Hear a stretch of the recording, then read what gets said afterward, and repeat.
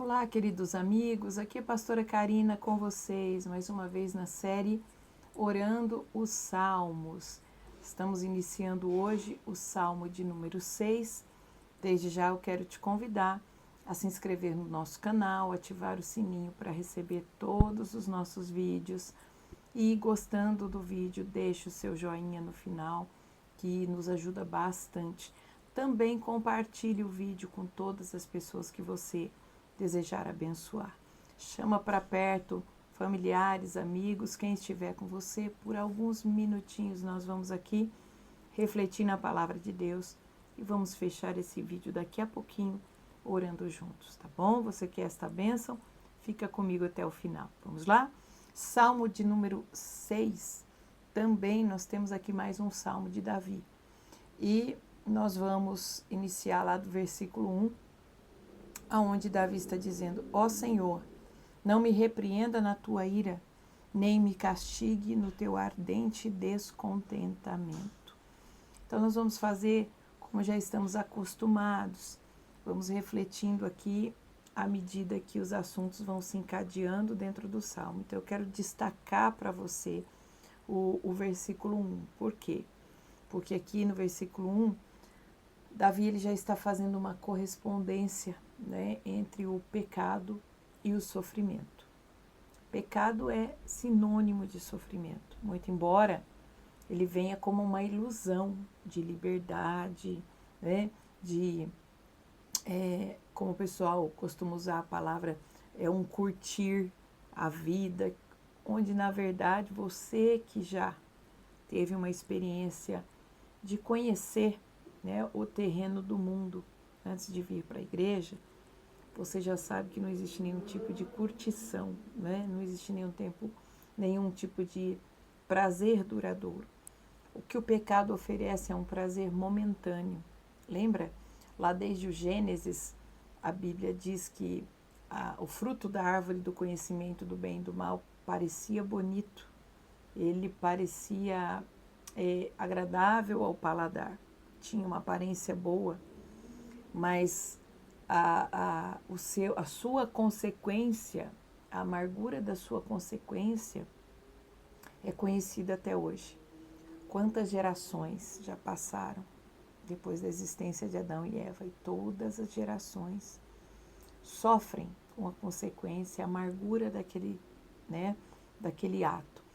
Então não se engane, o pecado não é prazeroso, o pecado ele traz sofrimento, né?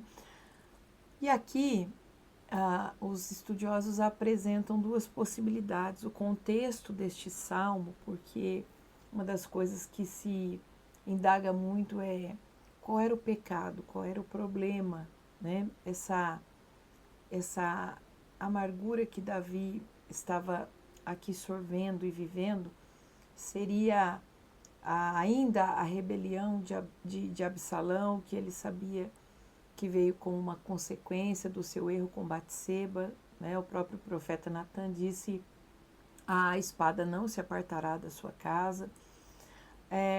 Ou um outro momento da vida de Davi, os estudiosos dizem que ele passou alguns anos bastante enfermo, né? Exatamente após o seu erro em relação a Batseba, a Urias, né? Então, ninguém consegue apontar diretamente o contexto, porém, isso fica em segundo plano, meus amados. A lição que nós tiramos aqui do Salmo 6 é o fato de que o pecado, ele sempre vai trazer sofrimento. Então, resista, aparte-se do mal, né? Não deixe o pecado te abraçar, te enredar, porque no início a ilusão do pecado parece que as coisas são bonitas, parece que você está tendo alguma alegria, mas quando se revela realmente, né, o fruto do pecado, ele é amargo, triste e terrível. Ainda do Salmo 1, do versículo 1 do Salmo 6, nós vamos extrair a postura do salmista. Isso também é muito importante. É um clamor. O que ele está fazendo aqui é um clamor por perdão e por misericórdia. E aqui há uma lição muito importante, né? Porque a primeira coisa que o inimigo sopra nos seus ouvidos quando acontece um erro, uma falha, é: você não tem jeito mais. Deus não vai te querer. Deus não te ama. Deus te jogou fora. Né? Essa batalha espiritual, ela começa na sua mente. Mas aqui nós estamos extraindo uma grande lição. Né? Supondo aí na segunda linha de possibilidades, que Davi esteja enfrentando esse momento de enfermidade terrível e que de fato Davi saiba que é uma consequência direta do seu pecado, né? Do seu adultério com Batseba, da trama do homicídio de Urias. São coisas bastante pesadas e que levaria qualquer ser humano a se autocondenar, a se auto-julgar, a não mais se perdoar. Mas Davi está nos dando uma lição, né? As misericórdias de Deus, elas se renovam a cada manhã. E ele mesmo vai dizer no Salmo 51 que um coração quebrantado, ou melhor, ele vai demonstrar no Salmo 51 que é um coração quebrantado, um espírito contrito, Deus não rejeita. Então, não importa o que aconteceu nesse momento, né, você não deve se autocondenar, se autojulgar, mas você deve acreditar no perdão, no poder do perdão e da misericórdia de Deus. Eu estou chegando de um culto muito abençoado, onde eu ouvi a palavra nesta noite, a palavra muito conhecida, né? Onde o Senhor diz: se o meu povo, que se chama pelo meu nome, se humilhar, né? E clamar e se converter dos maus caminhos, eu ouvirei do céu, eu virei e sararei a sua terra. Esse foi um dos pedidos de Salomão, quando ele está orando pela consagração do templo. Quando o seu povo pecar, Senhor, e aqui eles se arrependerem, e aqui eles te buscarem. E o Senhor então ouve essa oração e diz: se o meu povo, que se chama pelo meu nome, se humilhar, orar, clamar e me buscar, eu ouvirei do céu, virei. Olha, esse arrependimento, essa oração, ela vai mover Deus. Deus está dizendo: eu ouvirei do céu, virei e sararei a sua terra. Então veja o quanto é importante você crer no poder do perdão e da misericórdia de Deus. Não deixe o inimigo te condenar, te apontar. Não deixe esse pensamento dominar a sua mente. É óbvio que há uma grande tristeza quando caímos, quando erramos. Isso faz parte do arrependimento, né? Mas não deixe o lado negativo disso sobressair. A palavra de Deus diz que todas as coisas cooperam para o bem daquele que ama a Deus. Por pior que seja uma situação, se você crer em Deus, se você buscar o Senhor, seja o que for, vai cooperar para que você descubra e sinta o amor de Deus. O salmista prossegue nos versos 2 e 3 dizendo assim: tem misericórdia de mim, ó Senhor, porque sou fraco. Olha lá, reconhecendo sua fraqueza. Ó Senhor, sara-me porque os meus ossos estão perturbados. Momento de uma enfermidade terrível que ele enfrentava, não é? Verso 3. Minha alma também está dolorosamente perturbada. Mas tu, ó Senhor, por quanto tempo? Veja, o salmista, ele está demonstrando aqui uma debilitação grande. O sofrimento não era só físico, mas também emocional e psicológico. Por isso que eu iniciei ali apontando para você no verso 1, o pecado, ele é terrível, sabe? Ele é terrível. Não tergiverse com ele. O que é isso? Não negocie com o pecado, sabe? Não aceite o pecado nem numa pequena medida, mas é só um pouquinho. Uma medida menor ou uma medida maior da mesma coisa vai ocasionar o mesmo mal. Preste muita atenção nisso. O contexto aqui do verso 2 e 3 vai nos mostrar o salmista agitado, de certa forma aterrorizado, com tudo aquilo que ele estava enfrentando. Mas o ponto de atenção é ele está clamando ao Senhor. Ele não se entregou. E a palavra de Deus para você nessa noite é: não se entregue. Não se entregue à condenação, não se entregue à culpa, não se entregue ao autoapontamento que você está fazendo para você mesmo, dizendo que a sua jornada acabou, que não tem mais o que fazer, com pensamentos absurdos, até mesmo de que não vale mais a pena viver. Estão repreendidos esses pensamentos em nome de Jesus. Pare de ouvir a voz do inimigo e agora ouça a voz de Deus. Olhe para o exemplo do salmista. Ele estava sofrendo fisicamente, emocionalmente, psicologicamente, mas o que ele estava fazendo? Clamando a Deus. Essa palavra está chegando a você e é um chamado, esse vídeo é um chamado para que você se levante e comece a clamar a Deus, porque Deus ainda tem planos na sua vida, muitos planos na sua vida. Deus pode endireitar os seus caminhos. Não tente se levantar sozinho, não tente avançar sozinho, sozinha, você vai errar de novo. Mas deixe o Senhor segurar nas suas mãos agora. Lembra? Isaías 59, os braços do Senhor não estão encolhidos para que não possa te alcançar, os ouvidos de Deus não estão fechados, mas o vosso pecado faz separação entre você e Deus. Qual é o conselho da palavra nessa noite? Se arrependa e cairá essa barreira. Os braços do Senhor estão estendidos para te alcançar, os ouvidos do Senhor estão abertos. Quando esta barreira cair, quebrante seu coração diante de Deus, arrependa-se diante dele. Esta barreira vai cair. Você vai sentir Deus te tomando nos braços para que você prossiga com ele você não vai errar. Com ele você vai avançar. Enquanto você der ouvidos a Deus, você não vai cair, não vai tropeçar. Não se engane, toda vez que nós caímos, tropeçamos, falhamos, deixamos de dar ouvidos ao Senhor. É uma coisa muito rápida. Vou te citar um exemplo que você vai lembrar. Pedro pede para Jesus: eu quero andar sobre as águas. E ele começa a andar. Mas no instante ele se distrai e ele começa a afundar. Assim é a nossa vida. É uma luta constante. Por isso nós precisamos estar ligados ao Senhor, buscando em oração, para que o nosso olhar não se desvie, para que não venhamos afundar. Veja, avançando um pouco mais para o verso 4 e 5 do Salmo 6, nós vamos ler.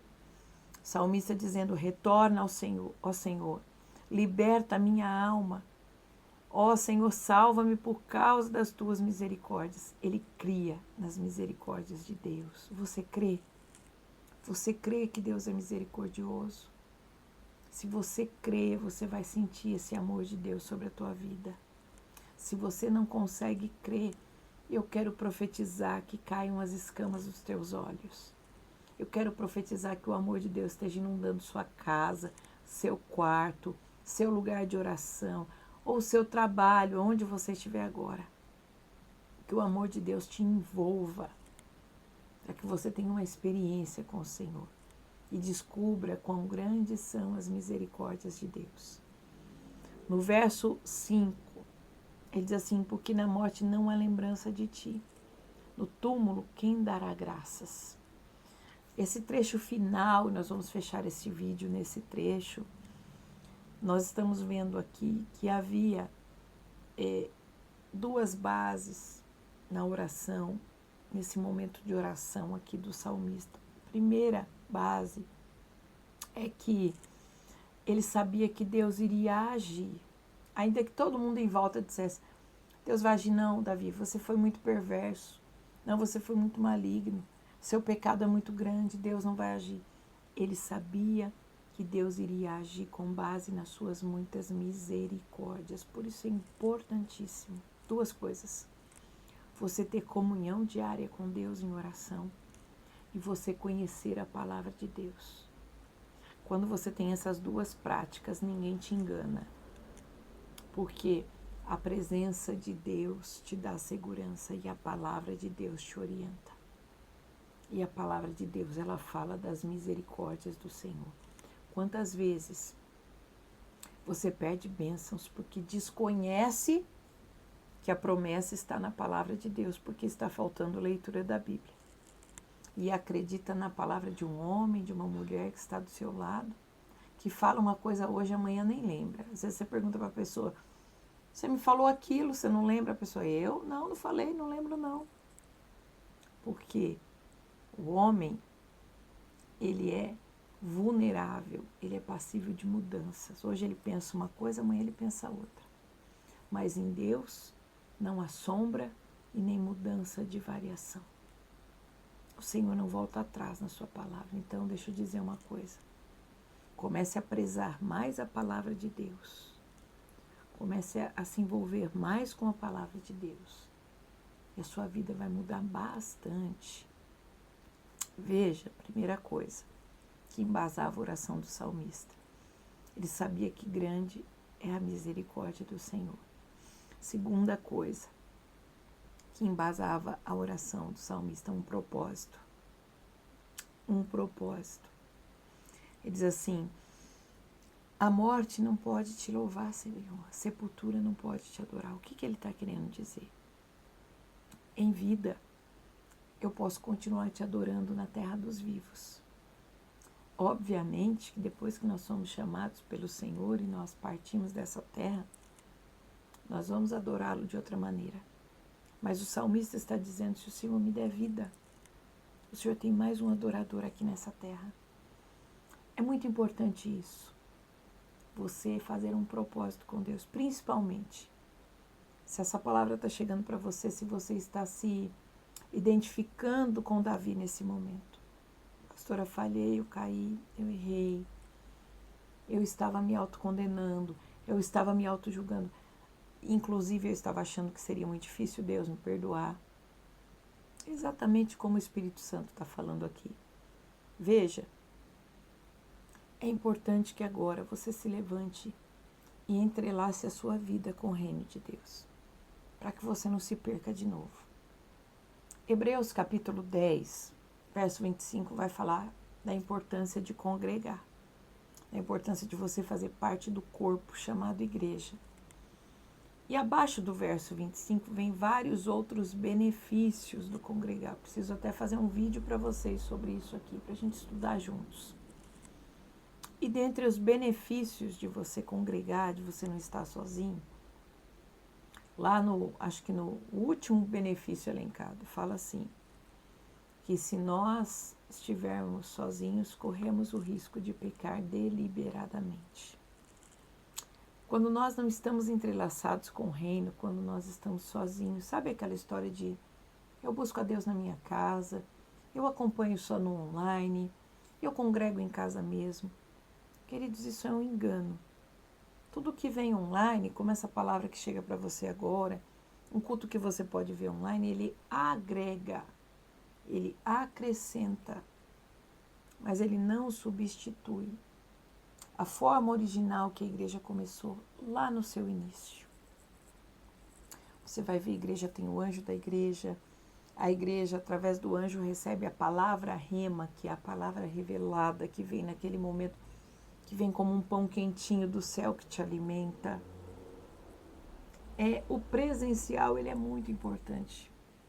Nós vamos fazer um vídeo sobre isso, mas agora aqui me resta pouco tempo, então eu preciso resumir para você. E o enfoque está aqui. Se ficarmos sozinhos, Hebreu, finalzinho ali da capítulo 10, corremos o risco de pecar deliberadamente. Qual que foi o pecado? Qual que foi o problema do Davi? Que pecado. Ou seja, faça um propósito com Deus, entrelace a sua vida com o reino. Davi está dizendo, Senhor, se eu continuar vivo, o Senhor continua tendo mais um adorador aqui nessa terra. Se levante hoje. Eu não sei se você caiu, eu não sei se você estava assim, como Davi, talvez até enfermo por causa da queda, mas Deus está te chamando, faça um propósito hoje. Então é isso, faça o seu propósito com Deus, amém? e entrelace a sua vida com o reino de Deus, e o Senhor vai te conduzir com a bênção e com a vitória. Pai, em nome de Jesus, nós oramos neste momento pela vida dos teus filhos que recebem a tua palavra, que são renovados pela tua palavra. Vem, Senhor, estende a tua misericórdia, estende o teu favor, estende o teu amor. Que eles sejam poderosamente alcançados nesta hora, onde há arrependimento, há perdão. Eu creio, Senhor, que eles sintam todo o fardo pesado da condenação, da autoacusação sendo removido agora, que a tua mão grandiosa os envolva, que eles sintam-se envolvidos pelo teu amor, que o Senhor os alcance, ó Deus, nas emoções, na mente, que o Senhor os alcance profundamente no espírito, Pai, trazendo uma nova perspectiva de vida, derramando sobre eles sobrenaturalmente a certeza do teu perdão.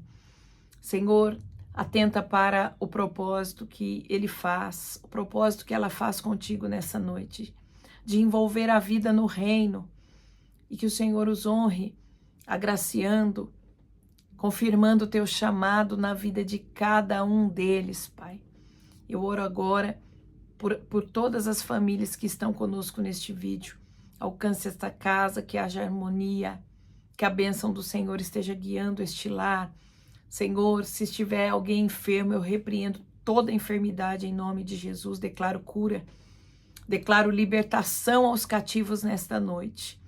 No nome de Jesus Cristo, que a sua bênção se estenda sobre todos aqueles que creem nessa hora, desde agora e para sempre, em nome de Jesus. Amém. Estamos chegando ao final da nossa reflexão nesse dia e quero pedir, se você gostou, deixa o joinha, compartilhe esse vídeo para todo mundo que você queira abençoar e, se o Senhor permitir, voltamos no próximo vídeo com a segunda parte, a finalização aqui do Salmo de número 6. Continua firme aqui conosco na série Orando os Salmos, tá bom?